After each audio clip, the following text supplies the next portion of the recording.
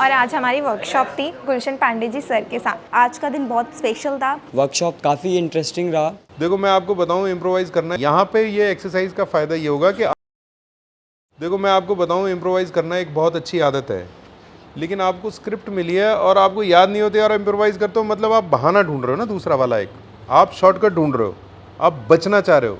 ये नहीं करना है, ये ही नहीं करना है। यहाँ पे ये एक्सरसाइज का फ़ायदा ये होगा कि आपके दिमाग को मैसेज पहुँच जाएगा कि आपको याद करना है। इस शिद्दत से याद करना शुरू करो। इसके फ़ायदा क्या होता है, कई बार राइटर ही डायरेक्टर होता है। अब एक राइटर ही डायरेक्टर है, मैंने एक फ़िल्म की थी ऐसी जो राइटर ही डायरेक्टर था, तो उसका कुछ भी आपने अगर अपने तरीके से बोल दिया ना तो उसको बुरा लगता था।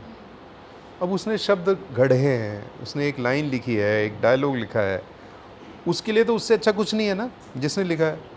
अब आप आ गए, आपने कहा कि नहीं ये अच्छा नहीं लग रहा था, मैंने तो ये लगा दिया, तो उसको बुरा लगेगा यार। उसके बच्चे के हाथ पैर तोड़ दिया आपने, किस माँ बाप को अच्छा लगेगा?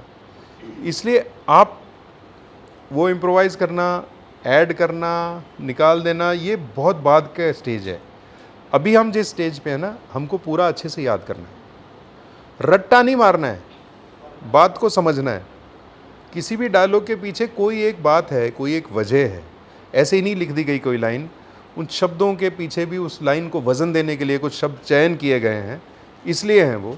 अब आपको कि देखो बहुत इजी होता है, हम लोग भी कई बार ऐसा कर लेते हैं कि ये शब्द से मेरा टंग ट्विस्टिंग शब्द होते हैं, हम लोग उसका पर्यायवाची कोई और शब्द जोड़ लेते हैं, सब कुछ करते हैं।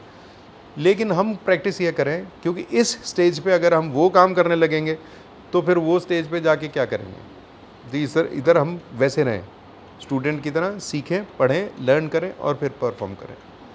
और मैंने कहा ना कि जो लाइंस आपको मिलती हैं वो मुर्दा लाइंस होती हैं, उनको ज़िंदा करना आपका काम होता है।